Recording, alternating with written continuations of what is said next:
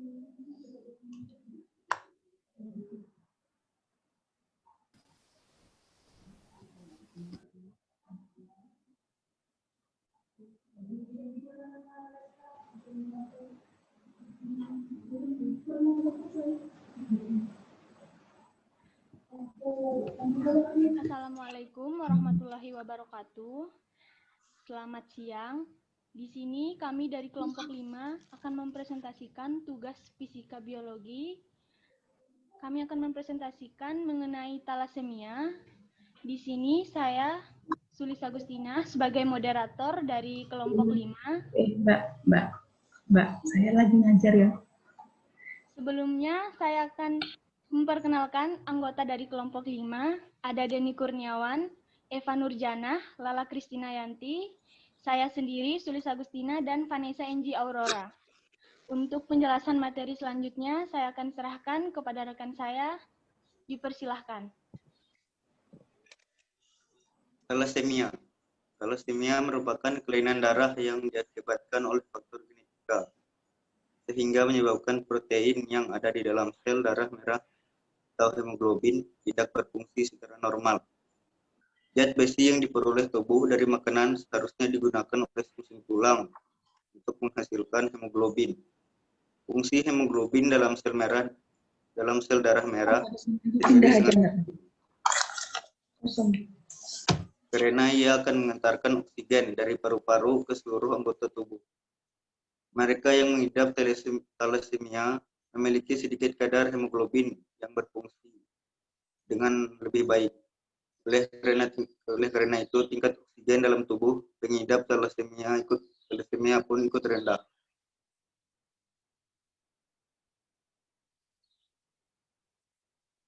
Faktor risiko talasemia. Talasemia merupakan penyakit keturunan.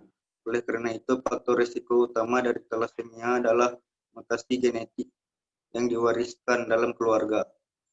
Seseorang bisa mengidap talasemia jika salah satu atau kedua orang tuanya juga mengidap penyakit ini.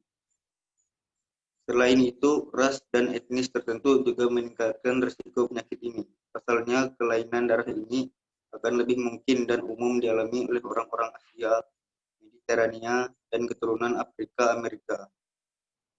Penyebab talasemia. 1. Mutasi yang terjadi pada DNA membuat hemoglobin pembawa oksigen ke seluruh tubuh merupakan penyebab seseorang bisa mengidap talasemia. Penyakit ini terjadi akibat kelainan pada faktor genetika. Tetapi penyebab pasti mutasi gen ini bisa terjadi belum diketahui. 2. Risiko terkena komplikasi talasemia juga bisa dikurangi dengan melakukan pemeriksaan kesehatan secara rutin. Beberapa kemungkinan komplikasi talasemia yang bisa saja terjadi adalah hepatitis, osteoporosis, pubertas yang tertunda, dan gangguan pada ritme jantung.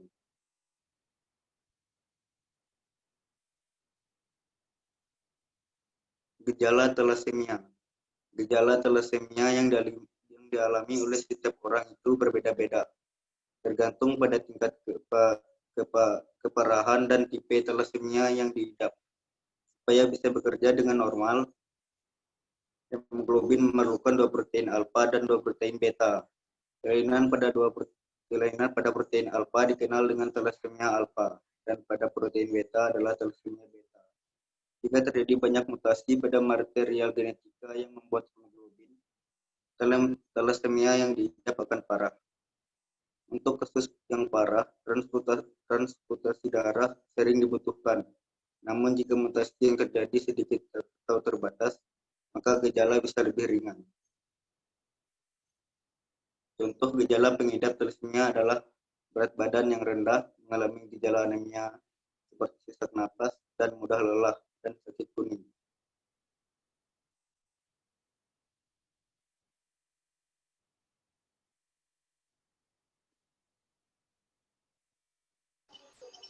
Ciri fisik sindrom talasemia. Talasemia bisa dideteksi sejak dini. Beberapa ciri fisik jika anak diduga menderita penyakit ini antara lain, yang pertama, terhambatnya pertumbuhan tubuh, biasanya lebih pendek dari normal karena anemia kronis. Yang kedua, perut menjadi bengkak karena pembesaran limfa atau hati. Yang ketiga, urin berwarna keruh. Yang keempat, wajah pucat, lemas, sesak napas, dan tampak kuning akibat dari pecahnya sel darah merah. Yang kelima, adanya kelainan bentuk tulang wajah. Yang keenam, menguningnya kulit dan bagian mata yang berwarna putih, penyakit kuning atau jaundice. Yang ketujuh, tampak kehitaman akibat hiperpigmentasi kulit. Yang kedelapan, tidak tumbuh tanda-tanda seks sekunder, semisal payudara, bulu-bulu pada ketiak dan pubis, tidak menstruasi, dan ukuran testis tidak berkembang. Next.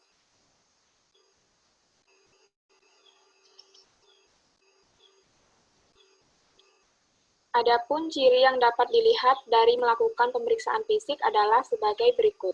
Pemeriksaan fisik pada penderita talasemia berupa pucat, bentuk muka mongoloid, hidung pesek tanpa pangkal hidung, jarak antara kedua mata lebar dan tulang dahi juga lebar. Dapat ditemukan iterus, gangguan tumbuhan, splenomegali dan hepatomegali. Gangguan perkembangan tulang, muka, dan tengkorak pada pasien talasemia memberikan gambaran radiologi tulang medula yang lebar, korteks tipis, dan trabekula besar.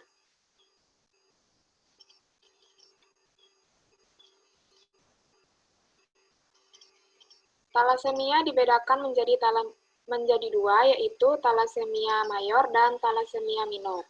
Talasemia mayor bergenotip T besar H kecil, T besar H kecil, biasanya mengakibatkan kematian.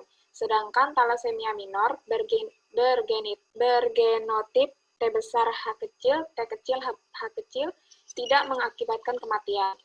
T besar H kecil, T besar H kecil, T besar H kecil, talasemia mayor yang dapat berakibat fatal. T besar H kecil, T kecil H kecil, talasemia minor yang masih dapat bertahan. Sedangkan T kecil H kecil, T kecil H kecil merupakan normal. Next.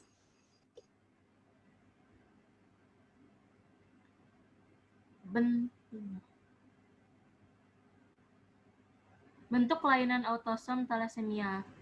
Itu ada talasemia alfa, banyak ditemukan pada penduduk Asia. Penyebabnya yaitu delesi atau tidak ada gen alfa.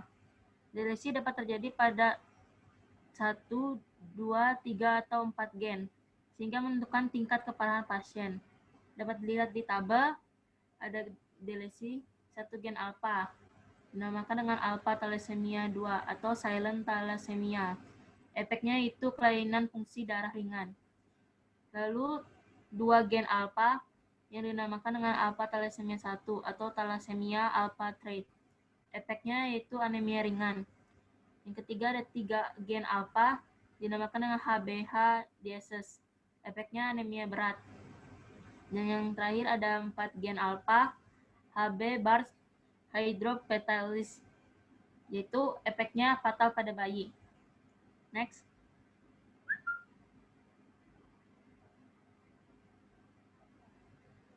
Bentuk kelainan autosom thalassemia pada thalassemia beta menyebabkan kelainan atau kerusakan pada proses prekursor DNA, terdiri dari thalassemia beta O dan beta plus. Bisa dilihat pada tabel, yaitu kalau beta O tidak ada rantai beta, sedangkan pada beta plus rantai betanya disintesis sedikit.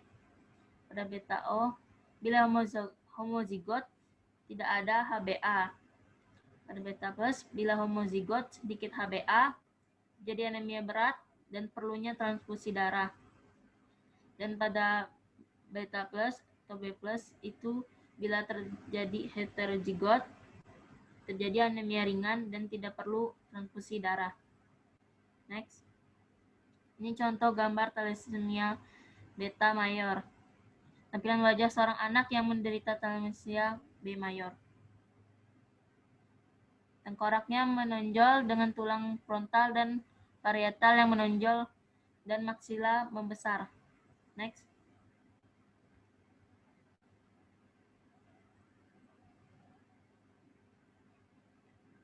Komplikasi.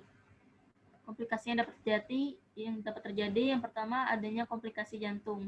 Kerusakan jantung akibat terlalu banyak zat besi dapat menyebabkan penurunan kekuatan pompa jantung, gagal jantung, aritmia, atau detak jantung yang tidak beraturan, dan terkumpulnya cairan di jaringan jantung. Ada beberapa pemeriksaan rutin yang harus dilakukan penderita thalassemia beta mayor, yaitu pemeriksaan tiap 6 bulan sekali untuk memeriksa fungsi jantung, dan setahun sekali pemeriksaan menyeluruh untuk memeriksa konduksi aliran listrik jantung.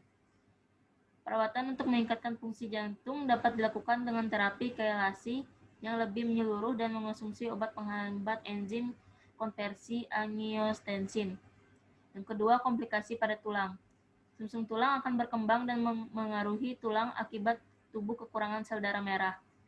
Komplikasi tulang yang dapat terjadi adalah sebagai berikut, yaitu nyeri persendian dan tulang, osteoporosis, kelainan bentuk tulang, dan risiko patah tulang meningkat jika kepadatan tulang menjadi rendah.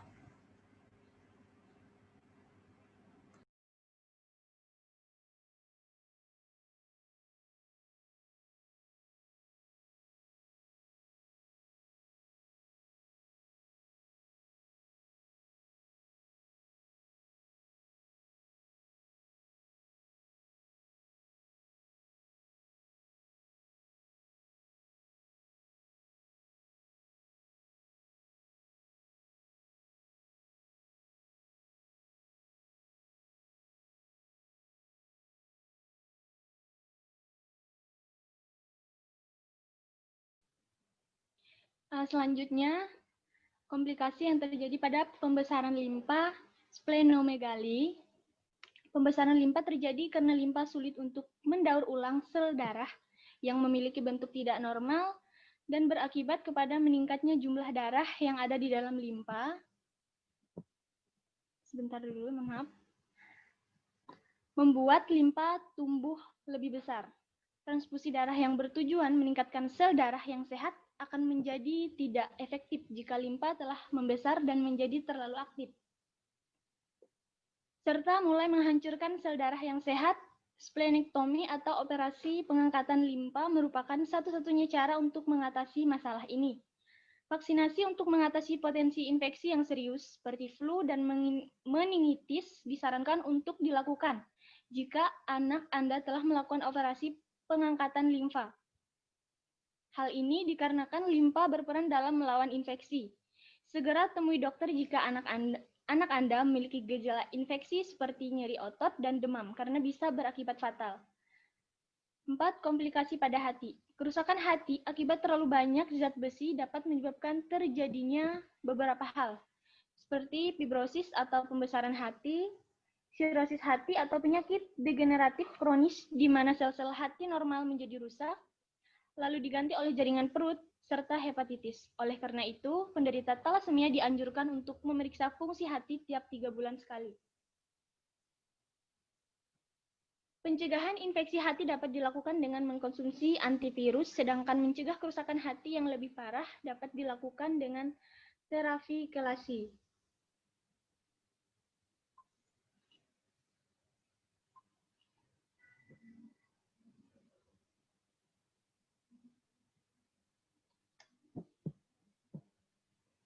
Lima, komplikasi pada kelenjar hormon.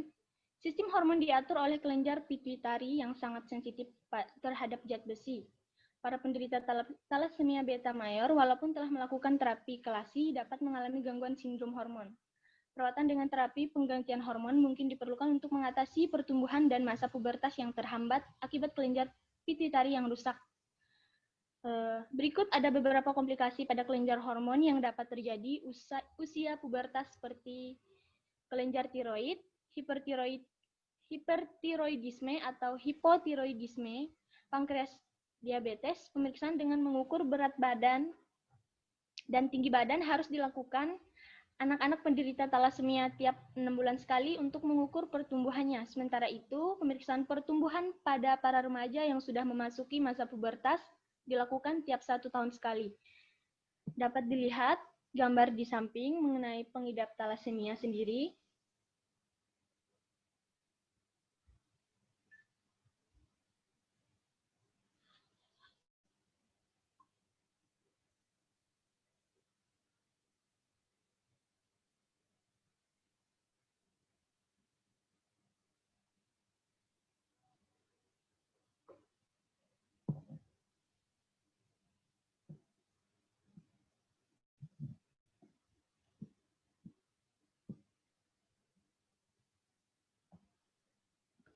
Penanganan talasemia. Talasemia merupakan kelainan genetik yang berkepanjangan, sehingga perawatannya perlu dilakukan seumur hidup. Penderita talasemia akan melakukan transfusi darah berulang untuk menambah sel darah yang kurang. Pada kasus talasemia yang parah, dokter mungkin akan menganjurkan penderita untuk melakukan transplantasi sumsum tulang. Tetapi tidak semua penderita talasemia membutuhkan transfusi darah. Penderita talasemia minor hanya memerlukan pemeriksaan rutin dan transfusi darah pada kondisi tertentu, misalnya setelah melahirkan atau operasi. Jadi untuk penanganan talasemia, karena talasemia sendiri adalah kelainan genetik, kelainan dari keturunan, jadi talasemia tidak penyakit yang menular, tapi hanya penyakit keturunan dari induk kepada keturunannya. Next.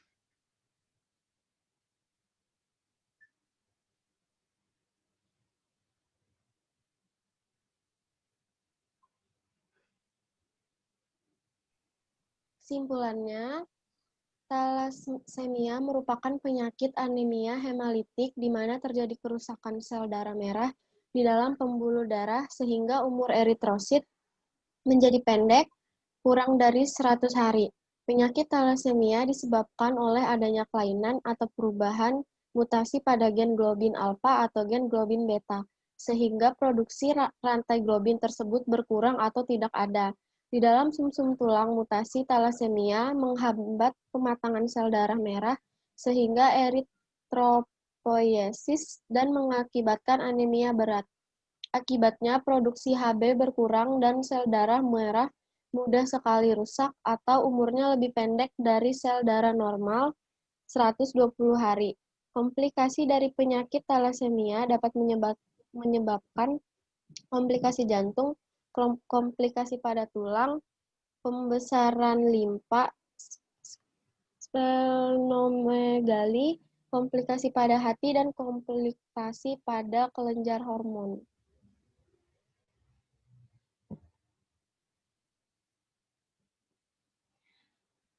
Demikianlah presentasi yang dapat kami jelaskan pada pertemuan ini. Kurang dan lebihnya kami mohon maaf. Atas perhatian teman-teman semua, kami ucapkan terima kasih. Wassalamualaikum warahmatullahi wabarakatuh. Selamat pagi.